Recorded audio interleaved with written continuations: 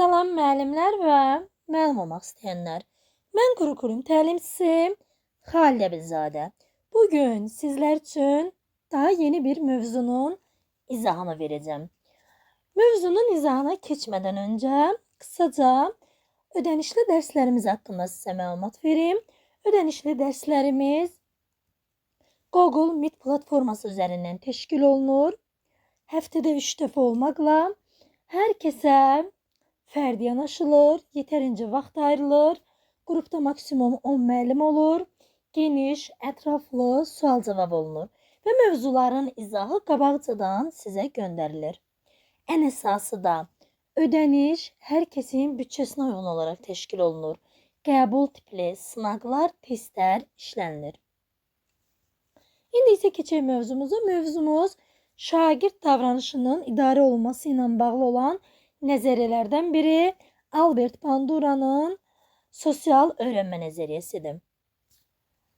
Deməli, qeyd etdiyim kimi şagird davranışı ilə bağlı bir çox nəzəriyyələr var. O nəzəriyyələrdən də biri Albert Bandura'nın sosial öyrənmə nəzəriyyəsidir. Bu nəzəriyyədə söhbət nədən gedir? Burada öyrənmənin müşahidə, təqlid, modelləşdirmə yolu ilə, yəni modelləşdirmə nə deməkdir? Hər hansı bir davranışın kopyalanmaqla öyrənmə prosesi modelləşdirmə adlanır. Burada həm diqqətin, həm motivasiyanın, münasibət və emosiyalar kimi amillərdən də təsirləndiyi fikrini Albert Bandura irəli sürmüşdü. Yəni bu nə deməkdir müəllimlər? Yəni insan başqalarının davranışını müşahidə və təqlid etməklə yeni bacarıqlar öyrənir.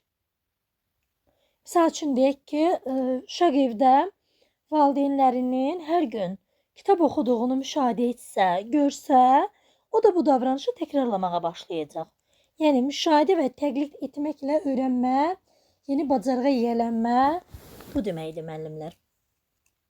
Ümumiyyətlə sosial öyrənmə nəzəriyyəsinə görə insan öyrənərkən intellektual amillərdən deyil, həmçinin sosial faktorlarla da əlaqəlidir. Bu nə deməkdir? Yəni biz yalnız kitablardan yox, həmçinin müəllimlərimizdən, təlimçilərimizdən, valideynlərimizdən, yoldaşlarımızdan və digər şəxslərlə də qarşılıqlı münasibət zamanı nələrsə öyrənirik. Albert Bandura uşaqların başqalarından necə öyrənməsi ilə bağlı bunu anlamaq üçün bir sıra araşdırmalar aparmışdı. Və araşdırmalardan da məlum olmuşdu ki, uşaqlar bir-birlərinin hərəkətlərini kopyalayaraq təqlid edirlər. Bu şəkildə də təqlid etmə, kopyalama, bu proses müşahidə əsaslı öyrənmə adlanır. Müşahidə əsaslı öyrənmə. Müşahidə əsaslı öyrənmə də sosial öyrənmə nəzəriyyəsinin əsas komponenti sayılır. Deməli, müşahidə əsaslı öyrənmə sosial öyrənmə nəzəriyyəsinin əsas komponenti sayılır. Bu da elə bir metoddur ki, burada insan cəmiyyətdə başqalarının münasibətləri olsun, davranışları olsun, emosional ifadələri olsun, onları müşahidə edərək yeni bilik və bacarıqlar əldə etmiş olur. Yəni adından da məlum olduğu kimi müşahidə əsaslı öyrənmə. Müşahidə edərək nəysə öyrənmək, yeni bilik və bacarığa yiyələnmək. Albert Bandura'ya görə bir davranış əgər gücləndirilirsə, yəni nə deməkdir gücləndirilmə? Yəni mükafatlandırılırsa, gələcəkdə onun təkrar olma ehtimalı daha çox olur. Yox, əgər əksinə hər hansı bir davranış nəticəsində bir şəxs cəzalanırsa, həmin bu davranışın təkrarlama ehtimalı az olur. Həmin şəxs bu davranışı təkrarlamaqdan artıq çəkinir. Buna da misal üçün nümunə göstərək ki, ailədə kiçik övlad özündən böyük bacı və ya qardaşının dərslərinə məsuliyyətlə yanaşdığını görsə və valideynləri tərəfindən bunun mükafatlandırıldığını görsə, o da dərslərinə qarşı daha məsuliyyətli olmağa çalışacaq.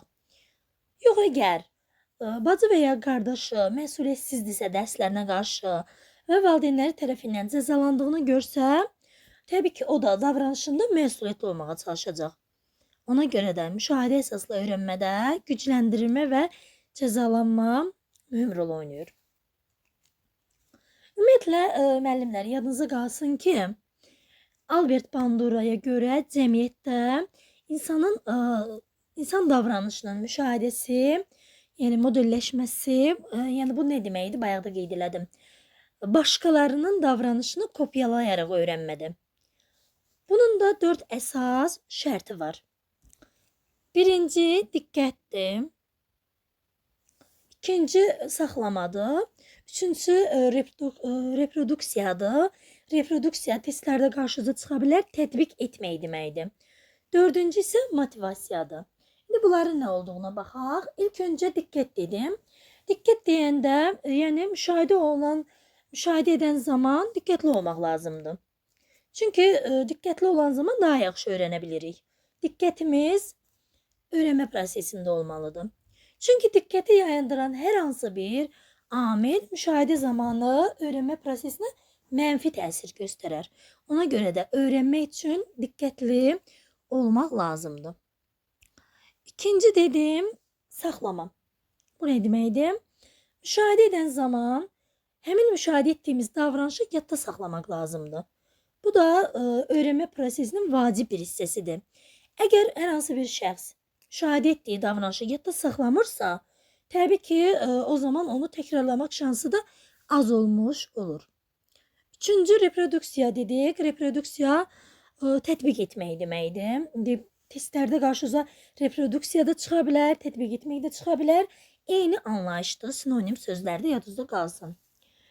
Biz hər hansı bir davranışı deməli yerinə yetirdikdə, gördüklərimizi qavrayıb yadda saxladıqdan sonra həmin davranışı yerinə yetiririk. Bu da tətbiq etmək deməkdir. Yerinə yetiririk. Öyrənilmiş davranışın da təbii ki, sonraki tətbiqi təkmilləşməyə və bacarıqların inkişafına səbəb olmuş olur. Dördüncü adlanır motivasiya. Motivasiya nə deməkdir? Bilirik ki, biz müşahidə zamanı hər hansı bir nümunə götürülən davranışı təqlid etmək üçün motivasiyalı olmaq lazımdır. Burada da motivasiyada əsas rol oynayır gücləndirmə və cəza. Xüsusən də başqalarının gücləndirmə və ya cəza ilə qarşılaşdığını müşahidə edən şəxs burada onun üçün motivasiya rolunu oynamış olur. Daha motivasiyalı olur. Misal üçün deyək ki, sinifdə şagird yoldaşının tapşırığı yerinə yetirən zaman müəllim tərəfindən tərifləndiyini görsə, təbii ki, o da tapşırığı məsuliyyətlə yerinə yetirəcək. Və yaxud deyək ki, şagird sinif yoldaşının sinifdə qoyulan qaydalara əməl etmədiyinə görə cəza aldığını görsə, müşahidə eləsə, təbii ki, həmin qaydanı pozmamağa çalışacaq. Bu da oldu nə? Deməli, motivasiya haqqında. Deməli, bu nəzəriyyə haqqında da bu qədər müəllimlər. Sadə nəzəriyyə idi. Yadınızda qalsın ki, şagird davranışının idarə olması ilə bağlı nəzəriyyələrdən biri idi. Razı qaldınızsa, rəy bölməsində fikirlərinizi bildirməyi unutmayın. Sağ olun müəllimlər, özünüzə yaxşı baxın.